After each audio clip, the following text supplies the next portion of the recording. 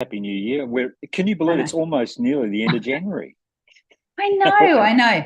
We can stop saying Happy New Year now and we can I think so. start saying Merry Christmas soon. We'll Yeah. start to see some Easter buns in the shopping centre soon, if they're Oh not no, already. Valentine's Day. That's what's happening here in the UK. They're just Oh, ramping up yes. unbelievably. Yeah. Oh, yes, Hey, yes. hey, what is leadership? What is the leadership lounge? What is the Leadership Lounge? Do you know, 6, 7, 8 months ago now, I can't even remember. I feel like life just goes so fast. Is I got a brand new office. We built a brand new office. And I was finding that, dealing with leaders day in, day out, that I really found that there was a lot of challenges that leaders were having. And I wanted to be able to share some of those challenges, some of the things that I saw day in, day out, and share it with an audience. And I remember talking to you about it. I said, we should do this together. And you went, I'd love to do that. So the whole purpose of the Leadership Lounge is really just to share some insights around what we're seeing in the leadership space, share some ideas or topics. I love frameworks. I'm a big framework girl when it comes to that leadership. When leaders have frameworks, it really allows them to feel confident and competent and know a process to follow. So it was really about sharing and um, Mm. talking to you, And wisdom. just and just the other thing too. This is really interesting because somebody asked me the other day with the leadership lounge. They said, "Who exactly is it for?" So, and they were asking me that question, right? Is the leadership lounge for me, or am I too junior or too senior, or it's the Goldilocks here? Too much, too little, too Yeah. right. What would you say? Well, it's been interesting because so many people comment and join us on the Leadership Lounge. Yeah, So I'm going to say who I feel that I'm talking to on a regular basis is going to be senior leaders, yeah, managers, yeah, and in many instances, leaders that are actually wanting to learn and grow and develop. What about yeah, you? yeah. Well, I've had instantly for those people who it's the first time you're watching, we're both coaches. Yeah, yeah, yeah, absolutely. We did Yeah, our yeah. org psych degree together Yes, yes, back in we did. Australia. Yeah, I've had an interesting feedback because I've had people who are accidental leaders, right? So they've been under a leader, and then for whatever reason, and in a couple of the past leadership lounges, we've talked about churn of senior leaders. 2024 is creating some really interesting reshuffles and things like that. So there's some people from the last one who said, yeah, that I was watching that and I got promoted and I wasn't even seeking a promotion. And I haven't had any formal leadership training and I want to fast track what do I do? Where do I go from here? Yeah, And they were looking wow. for sort Yeah. of almost like leadership hacks.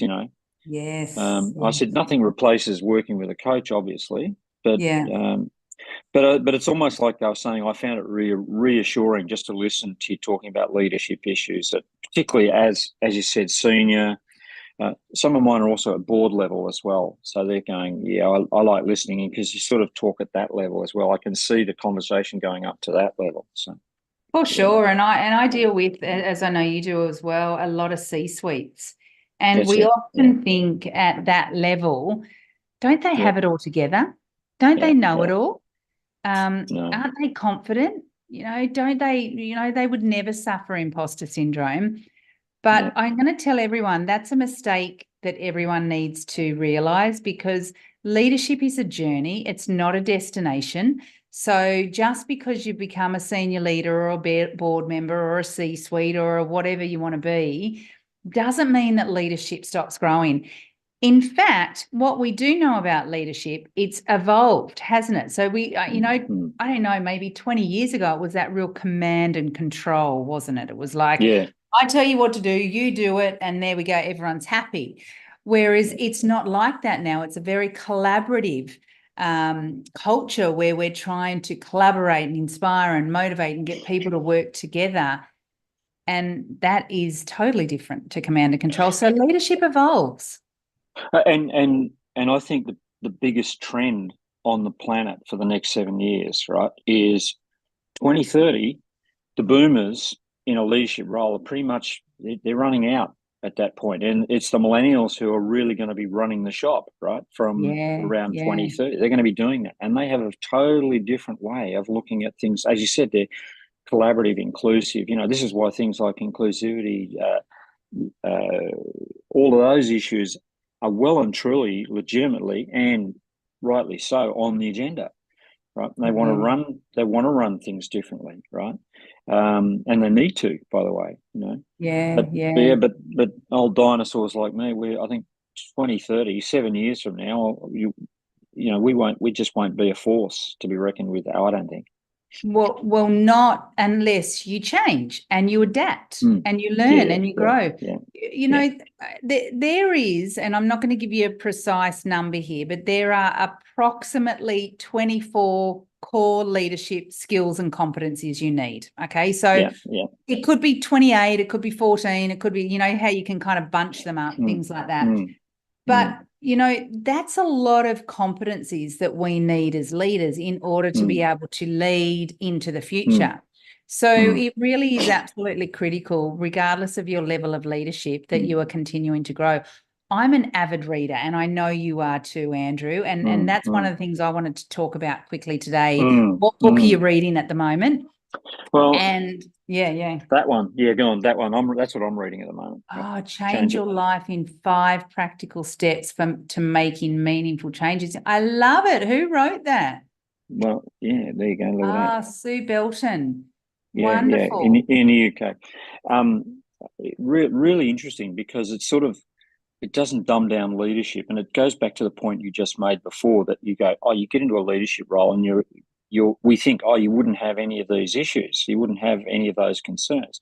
I think that you're highly effective, driven, etc., and you probably got some of those issues, and in fact, it's probably a bit more difficult, because lower down the rungs, you can talk about this stuff, but at senior leadership, should I mention that? Yeah, there's something wrong if you start raising, I'm not feeling as confident as I could in this situation. But it's a fight. It's like there's a lot of books where there's 5 key issues. You mentioned there's 28 competencies, right, at leadership. What she's come up with is 5 here, which is the clarify, conquer, choose, celebrate, and commit. Yeah. I like it. I like it. And the thing was, there's a fair bit of theory, right? The way the book is set out is you get a bit of theory, right? A little bit of a theory piece, and then it gives you an activity. I love it. Yeah. Right? Yeah. And so I started reading that probably at the start of December, and I just committed that I'm going to read the theory, read the activity, and do the activity thoroughly. And I found it really, really challenging, because the questions are really, really incisive and really just in your face, if you know what I mean. Yeah. Do you know, one of the things I love, I still love a book to hold in my hand, and I still read a book, but I do love the power of audiobooks, right? I do a lot of walking, and it means that I can still learn, but I'm on the go. But that's one thing I miss about a hardcover book, because you actually get to do the activities, whereas when you're out and about, you can't really do it. You're not really going to stop on the side of the road or wherever you are and start doing those. So that's the difference between the audiobooks, isn't it, and the hardcovers? Well, my side hustle is a publishing company, right? And 2012, they said, print books are dead. But in actual fact, there was about 2016, particularly over COVID, there was a real renaissance back into print. People want that, but it's not like one's going to replace. They want both, like vinyl's back, for God's sake, right? I do. Yeah. I do. And for the very reason that there's something very visceral about holding a book, but also I destroy books. Like, I write all over them, I put post-it notes in it and all that sort of stuff. But I liked it because it's not the be all and the end all, but it's really on message about things that really are important for the very reason I'm in a senior role, I'm in this. Who the hell do I talk to? And it's a really good starting point. What about you? What are you I love reading? it. Well, I'm going to throw a bit of a curveball, and this is this book is a great book. I've read it. I read it years and years ago, but I've continued to refer back to it when I'm working with leaders. And it's called The 5 Love Languages. Oh, right? my God, yes. Now, people might be going, what does that have to do with leadership, right? Everything. But let me tell you, okay? I work with lots of different organisations, but I do specialise in financial services. I do a lot in that space. 70% of my clients are financial services. And often I'm working with either the CEO of the organisation or I'm working with the divisional head. And often what they want to be is a better leader, right? I want to be a better leader. I want to have more engaged teams. I want to be more focused. I want to be more connected. I want to make sure my team are excited and pumped and they want to be a part of it. So I often do some reviews around where do the team see the leader in relation to their skills and competencies. But also I love to get teams to do this test. There's a 5 love languages test. And what I'll do is I'll pop it in the comments for those. But I get the teams to do it because I want everyone on the team to understand how people like to receive recognition. Okay. Is it acts of service? Is it, words of affirmation? What have we got? Acts of service, words of affirmation, gifts, touch, and what's the last one? The last one. I'll tell you in a minute. Look in the index. Look in the index. I'll tell you. It'll pop into me in a minute. Words of affirmation. What it is, let me give quality words of affirmation. Quality time. Physical touch, acts of service, receiving gifts, quality time, and words of affirmation. So let me give you an example for our audience. I think Archie might have even tried to help us there. Let me give you an example, right? So we were talking about one of the senior leaders. He said, we were talking about whether or not he's giving recognition, gifts, that special quarterly, thanking everyone, whatever. And one of the responses from the survey was, I would like more recognition. And I said, okay, to the leader, let's talk about recognition. He was like, well, I give lots of recognition. We have monthly lunches. Sometimes we do dinners. I give gift cards. I do these things. And I was like, that's interesting. So his staff are asking for that, but not all of them are wanting that. So he's giving that to some of the staff, but other staff are going, yeah, well, lunch is good. But actually, they might want words of affirmation. They might want quality time. And quality time is not necessarily with the boss. It could be quality time with another staff member learning their role. So this actually helps leaders to understand people's language, right? So if I'm blowing your trumpet every week and I'm going, thank you so much, Andrew, you're amazing. I can't believe the help you gave me and you're so great and I just really appreciate you and I just love what you do. And you're like, I don't really care about that, but give me $100 gift voucher every quarter and I'll stay here forever. Yeah, or come and clean my desk up for me. Yeah. Come and clean my desk. It'll take something off me when you know I'm overwhelmed. Which is the acts of service. So it's really keep going. Yeah, sorry. Yeah, I think it's really important for leaders to understand how people like to receive. And then, if you like words of affirmation and John likes gifts and so likes whatever it is, acts of service, then we can start to really match what our people need and connect with them at a level that's really important. Yeah, and the caveat here is anyone watching this live or on replay, right? This is not frivolous. It's not a frivolous tool, right? It's called the 5 languages of love, and it was originally written for relationships. So this is personal relationships, but it's been expanded out to any relationship, particularly professional ones. And this sits in really well with what we said at the very start. There's a sea change happening in leadership, which has gone from command and control, where it's impersonal and distant, to now people do want that meaning and they want that connection. I want you to understand who I am. So as you said, you might say, oh, I'm giving you a voucher. I'm giving you this, I'm giving you lunch. That's all gifts. But if the person's love language is quality time, straight up, my I've done the test. I love the test. I get my clients to do Yeah, it as well. yeah, My you mine one do. is, mine's touch. Think about that from a man's perspective in business: touch, and then quality time. And I said to my son, and I was finding out what my kids' love I languages did the were. same. Yeah, yeah. Yeah. And I said to Dan, because my son Dan, he's all across this stuff at his level. He's got 120 staff. Yeah. They do this. They actually Yeah. do this, right? Yeah, yeah. Already doing it, right? And I said, do you have a guess at what my love language is? And he says, oh, Dad. He said, it's really easy. He said, your touch. Wherever you go, you've got to shake hands with someone. You've got to touch their elbow. You've got to give them a Yeah. hug. Fist The pump. Yeah. grand High five. That's it. fist pump, high pump, yeah, all that. The grandkids, all they just know Yeah. grandpa's coming, everyone's going to get a kiss and a hug, or that sort of stuff, right? Yeah, yeah. But then he said, but then your backup is quality time. Once you've done that, you'll actually Yes. spend a lot of time with people, Yes. and it might be. And I've got a leader who, yeah, you did a good job. See ya, gone, Yes. boom. And yet Yes. the Yeah. person, when we did their love language, they want quality time. They want maybe words of affirmation and take some time to explain that to me. What did I do well? How did I do that? So Yes. it's not just the one thing. It could be a combination of those things. What was It yours? is. Mine's, Mine is mine's, mine's words of affirmation. yeah, Okay. you're So amazing. I knew you were going to say that. did you? You did not.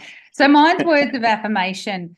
I Yeah. think gifts is about third. So it gives it for everyone listening. It does give you a kind of a breakdown of those five. Yeah. So you might be Yours would be 30%. second one would have to be quality time, wouldn't it? Oh, definitely quality time. Yeah. So Yeah, I think yeah, gifts for me was later, like I yeah, still love a chocolate or a bottle of wine or whatever it is. But yeah, for yeah. me, words of No. affirmation and that. So, I think it's especially, and do you know what as well, what I say with this is do it as a fun activity with a team, right? So Yeah, yeah, do yeah, it. yeah. So get the team to do it. So at the moment, I've got this group of financial service professionals doing it, and they're doing the test, and then all of a sudden when they're all finished the test, they're going to get together and they're going to share that language with the others, so that it's Yeah, not only the leader that actually learns, but it's yeah. our peers that learn.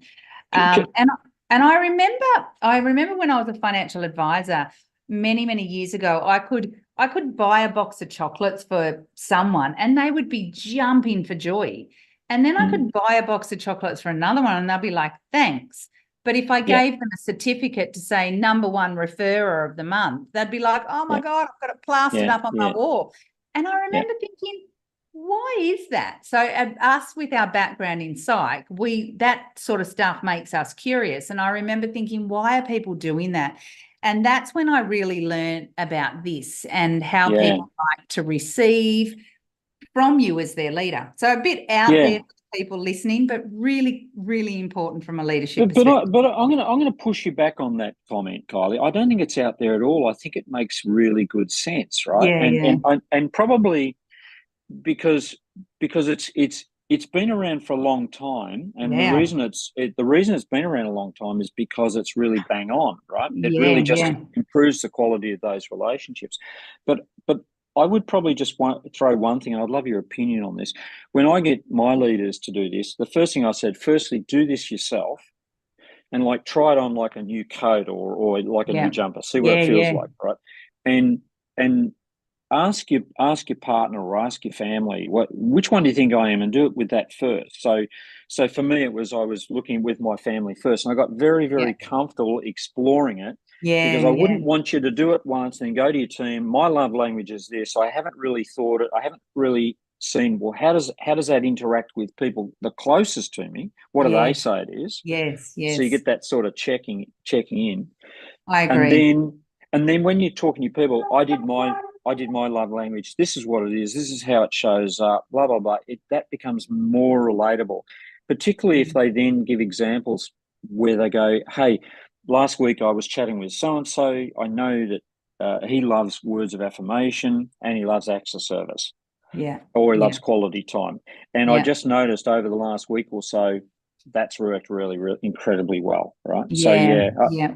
yeah, and I So think if you go on, sorry, yeah, keep going. I was just going to say, it's give it the time that it deserves. Really read the book and do the Yeah, quiz and really think yeah. about it for the people closest to you. Yeah, Yeah. So I know we're coming close to time, but just for the audience, I want to just talk about what it might look like from a leadership perspective, because I think it's important to actually apply it like that. But I agree. I think also do it with your husband, do it with your wife, do it with your boyfriend, girlfriend, whatever it is that whoever you are with, you know, and do it, because it's a great conversation starter. But words of affirmation. Now, words of affirmation are things like, you know, thank you, Andrew, for helping the other day around that statement of advice. It really meant that I was able to focus on my other clients or whatever it is, that words of affirmation. Quality time. Quality time might be spent with your leader. It might be spent with another team member where you're looking to grow and develop. It might be learning a new role. It might be doing that. It's that quality time where and giving the time. And giving the time. Allowing the time, allowing the time. Then we've got receiving gifts. Okay, now that could be a gift card, it could be lunch, it could be dinner, it could be movies, it could whatever, that kind of thing. Acts of service. Now people go, what? I'm not going to go and clean or vacuum their floor or mop their bathroom. It's not about that. Acts of service might be taking some work off them when they're feeling overwhelmed. It might be delegating some work to other one. It might actually be, you know, I'm going to do that for you while you go and do that. Okay, taking something from them or helping them with that. And physical touch. Please don't go around the office kissing everyone. Okay, physical touch. Physical touch. Whenever I bring that one up, people just laugh and they go, what, Kylie? That's a bit inappropriate, isn't it? So physical touch is things like high fives. It could be, you know, fist pump. It could be, you know, tapping them on the shoulder, on the back, things like that. Shake hands. Shaking their hands, you know, that sort of stuff. So that just sort of how you relate it from a personal a personal 5 love languages to business 5 love language as well. But I'm going to put a link on the comments. But here's the book, everyone. It was written in 1992, so it's been out for a long time. It's the 5 love languages, and it's from Gary Chapman. And it has been updated too. Yeah. Oh yes, probably 4 or 5 times it's been updated. So that's my book. Good move. Yeah, no worries, and I'll give you the link for that one. Please pop the link into and also where they can get it. Is that also on Amazon as well? Can they? It's on Amazon. Yeah. Go and get it on Amazon. Yeah. Really good book. Yeah. Both of those. And we'll look at the theme. 5. Yeah. 5's my favorite number, actually. Is it really? Yeah. Do you know what? I'm getting a lot of 11 at the moment. What's that mean? Yeah, I look at the thing. Oh, it's 11 minutes past 11. Wow. Well, it's funny, actually. I'll tell you a story, and this is for the audience as well, because I've had some really interesting things. I always see the time at 6:07 or 7:06, right? All right. Wow. So you can actually go and look at what those numbers mean. So I'm going to, and it's really quite common that people actually see the same time or numbers showing. So for everyone out there, go and check out what that means. 11:11. Yeah, we might have to check that one out. I really liked it today. As I say, the book that you were talking about is not frivolous. It's a really really useful book. The people I work with love it. They absolutely love it because it gives them so much more. I think a lot more depth and insight about the people they're working closely with. Absolutely. Yeah, really really good thing. And the quiz you can take. I don't think there's a cost to it either. So there's you no can go cost to it. No cost to it at all. RG said in pop culture, 11:11 means something. So in pop culture, it's supposed to make a wish at 11:11. So there you go. No, he just put down it means I'm amazing. That's what it means. Yeah, well, we know you are anyway, so he's probably right in that part. Yeah. As always, I'm so glad you held that book up. That was a good one. It was a good choice. Really good choice. Well, I know I could have put up, some of the ones that I love: Stephen Covey's, John Maxwell, Brian Tracy, but this one is just something that I've been recently using with quite a number of clients. So it's a good one to remind people and to remind them that this is part of a team. As always, Andrew, lovely to chat. Awesome. Have a great day. 2 degrees. Go and rug yourself up or keep yourself inside the heater. We'll be sweltering here in Queensland while we've got a heat wave. God. No worries. I look forward to catching up with you very, very soon, guys. And check those books out. They're both of those books really, really super useful, well written, well researched, very practical, and have immediate application Absolutely. to your relationships with the people you work with. Yeah. Absolutely. Take care, everyone. Lovely to hear from you, see you, and see the chat bar as well. So